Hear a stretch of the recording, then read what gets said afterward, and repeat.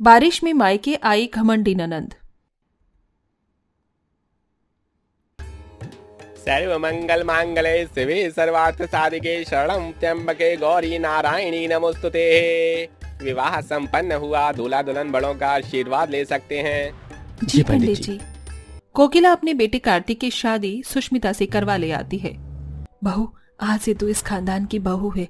इतने वर्षों तक मैंने इस घर की बहू होने का कर्तव्य निभाया था, अब तेरी बारी है। जी सासू माँ, मैं इस घर की बहू होने की हर जिम्मेदारी पूरी करूंगी। कोकिला, अब बहू बेटे को कमरे में जाने दो, थक गए हैं। तभी एकदम से हल्की फुल्की बूंदाबांदी शुरू होती देखकर मौसिया सास चंपा कहती हैं, अरे वाह कोकिला, तेरी बहू के कदम तो बड़े शुभ हैं। सावन का मौसम भी अपने संग ले आई। आज तो पूरे रिश्तेदार भी शादी में जुटी हुई है और बरसात का मौसम भी है। चल आज की रात हम में से कोई सोएगा नहीं, रंग जमाते हैं। अरे तो ऐसे सूखे सूखी थोड़े ना मजा आएगा। ऐसे बरसात के मौसम में चाय का जायका और गर्मा गर्म पकौड़े हो जाए तो मजा आ जाए। जा नहीं बहू, थोड़े आलू प्याज बैंगन के पकौड़े बना ले। बेचारी सुष्मिता अपनी सास की बात को टाल नहीं पाती और दुल्हन के जोड़े में ही रसोई में आकर चाय पकौड़े तलने लगती है। उसकी एक नजर बाहर हो रही बरसात की फुहार पर थी। अरे वाह, बाहर कितनी अच्छी बारिश हो रही है। मेरा तो मोरनी के जैसे नाचने का मन कर रहा है। अरे बहू रानी, पकौड़े बना लिए हो तो ले आ, खुशबू से थोड़ी ना पेट भरेंगे। जी लाई मौसी जी, ये लीजिए गर्मा गर्म पकौड़े, दमदार सी चाय के साथ खाइए।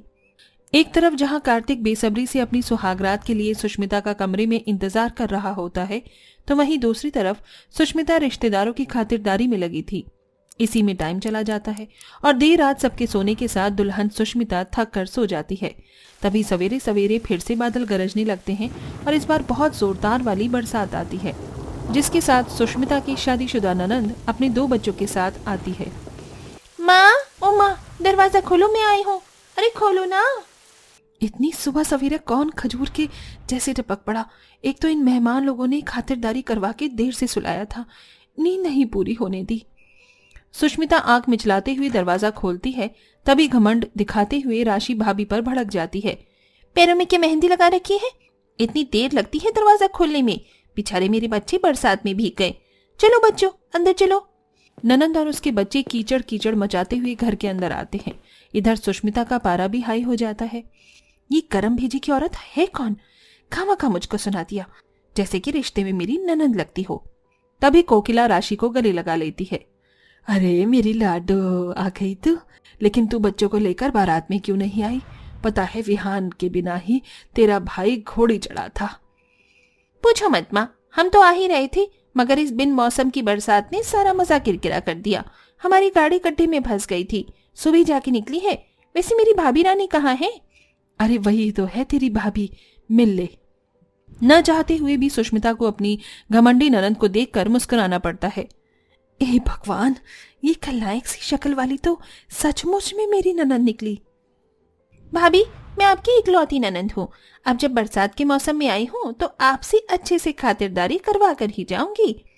जी जी बिल्कुल ननंद जी, आप ही का ही तो घर है। लगता है ये तो यहाँ पर लंबा टिकने वाली है और मेरी शामत आएगी। अरे राशि, तू और बच्चे तो बरसात में बुरी तरह भीग गए हो। अपने कपड़े चेंज कर ले और बच्चों के भी कपड़े चेंज करवा दे। और बहू, तू जाकर अपनी ननंद के लिए नाश्ते पानी का इंतजाम तो कर। राशि से पूछ ले क्या खाएगी। दीदी बताइए क्या बनाऊं आपके लिए? तभी राशि फरमाइश देती है। ऐसा करो भाभी, फिलहाल थोड़ी पनीर के पकौड़े और मलाई मारकर बढ़िया सी चाय बना लाओ। बच्चों, तुम दोनों क्या खाओगे? मामी जी को बता दो। मैं पनीर चीज वाला पिज्जा खाऊंगी और सूप भी पीऊंगी। और मैं मशरूम वाले स्नैक्स खाऊंगा और सूप भी और पकौड़े भी। जी बस अभी बनाती हूँ। सुष्मिता घर आई अपनी ननंद की खातिरदारी में जुट जाती है। वहीं जैसे बरसात तेज होती है, ननंद और उसके बच्चे मजे करने लगते हैं। घोले जैसी चाल, हाथी जैसी दुम, ओछा वन राजा, कहाँ से आए तुम? चक थुम दुम, चक थुम दुम। अरे वाह, कितना मजा आ रहा है बारिश में भीग कर। ये हाँ, सच में खुले आसमान में बारिश में नहाने का मजा ही अलग है। आहा, क्या ठंडा ठंडा पानी है। रसोई की खिड़की से बाहर बारिश में अपनी ननंद को मजे उड़ाते देखकर सुष्मिता मायूसी से कहती है, वाह, ठाठ तो मेरी ननंद की है। शादी के बाद पहली बारिश मेरी है, फिर भी मैं यहाँ पकौड़े तल रही हूँ और ये बारिश में थिरक रही हैं। तभी किचन में सास कोकिला आ जाती है। अरे बहू, पकौड़े बन गए क्या? तभी उत्सुकता से सुष्मिता अपनी सास से कहती है, जी सासू माँ, बन गए। अब क्या मैं भी जाकर बरसात में भीग लूं? मुझे बारिश का मौसम बहुत पसंद है। अरे तो बारिश कौन सा भागी जा रही है। बहू एक काम कर, थोड़ी भजिया भी बना ले, फिर भीग लेना। कोकिला बहू को नया काम थमाकर चली जाती है। तब तक बारिश भी मध्यम हो जाती है।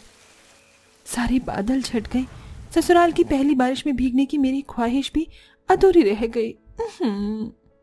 ऐसा कहते हुए सुष्मिता रसोई में खड़े खड़े रोने लग जाती है। तभी ननंद कहती है, भाभी, ओ भाभी, जरा विहान और पलक को शॉवर देकर उनके कपड़े बदल दो, बारिश में भीग गए ना। जी ननंद जी। मोटी भैंसनी, खुद ने तो बारिश के मजे भी ले लिए और सोफे पर भी लद गई, और इन चंगू मंगू को मैं नहलाऊं। ननंद के बच्चों को नहलाने के बाद सुष्मिता पूरे घर में बारिश से मचा किचकिच साफ करती है और फिर रात का खाना बनाती है। पूरा दिन इस तरह गुजर जाता है। अगले दिन फिर से आसमान में बादल उमड़ घुमड़ आते हैं और बरसात शुरू हो जाती है।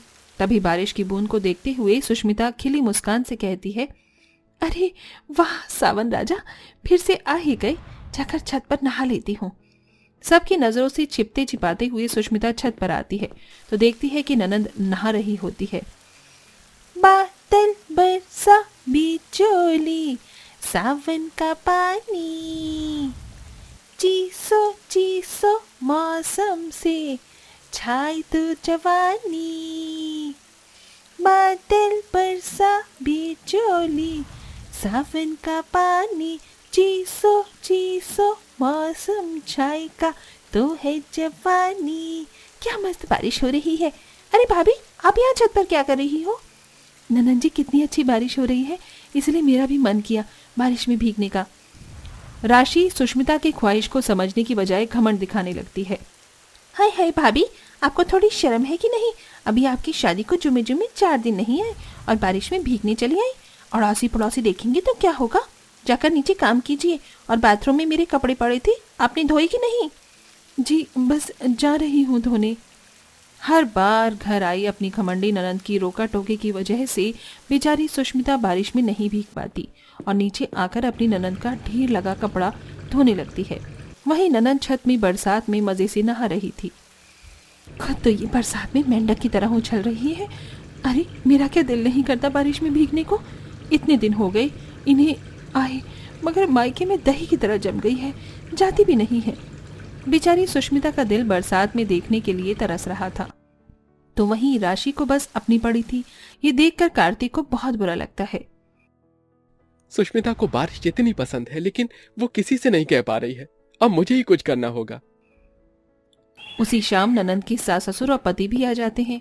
अरे मम्मी जी, पापा जी, विनय, आप सब यहाँ?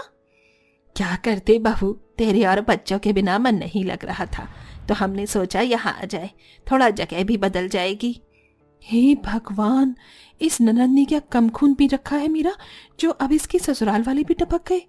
अरे वाह, क्या सुहानी बारिश हो रही है। राशि बहू, अपने हाथों के पकौड़े तो खिला दे। अरे मैं क्या पापा जी, भाभी से बनवाती हूँ। नहीं बहू, हमको तेरे हाथ के पकौड़े पसंद हैं, वही खाएंगे। हाँ राशि, छोले भटूरे में बनाना, बारिश में खाएंगे। राशि मुंह सड़ाकर रसोई में जाती है और बड़बड़ाकर खाना बनाती है। फिर डेमो इन ससुराल वालों के। सोचा था, अरे अच्छा खासा इस बारिश के मौसम में मैं अपनी भाभी से खातिरदारी करवा रही थी, ये लोग भी आ गए। अरे राशि, पकौड़े तो ले आओ। लाई बाबा लाई। राशि जैसे ही प्लेट में पकौड़े डालती वो खत्म हो जाते। बार बार ससुराल वाले उसे बुलाते। अरे राशि, और पकौड़े ले आओ भाई। अरे रुको जरा, सब्र करो। अरे बहू, जल्दी से पकौड़े लाओ, बारिश बंद हो जाएगी वरना। इस बार गुस्से में राशि ससुराल वालों के सामने प्लेट पटक देती है। आप लोग क्यों मेरी मिट्टी पहाड़ करने चले? इंसान हूँ मैं, 10 हाथ नहीं लगे हैं मेरे। सही कहा तूने राशि, इस तरह तुझे भी समझना चाहिए था कि बेचारी तेरी भाभी कितना कुछ करती है, तभी भी तू घमंड दिखाती थी और बारिश से दूर रखती थी। और कभी तूने सोचा कि तेरी भाभी के दिल पर क्या बीतती होगी? राशि का सर शर्म से झुक जाता है। आई एम सॉरी भाभी, भैया प्लीज मुझे माफ कर दीजिए, मैंने भाभी की तमन्ना को समझा नहीं। मुझे अपने घर चलना चाहिए। आखिरकार बारिश में घर आई ननंद ससुराल लौट जाती है और अब सुष्मिता बारिश में अपनी सभी इच्छाएं पूरी कर पाती है।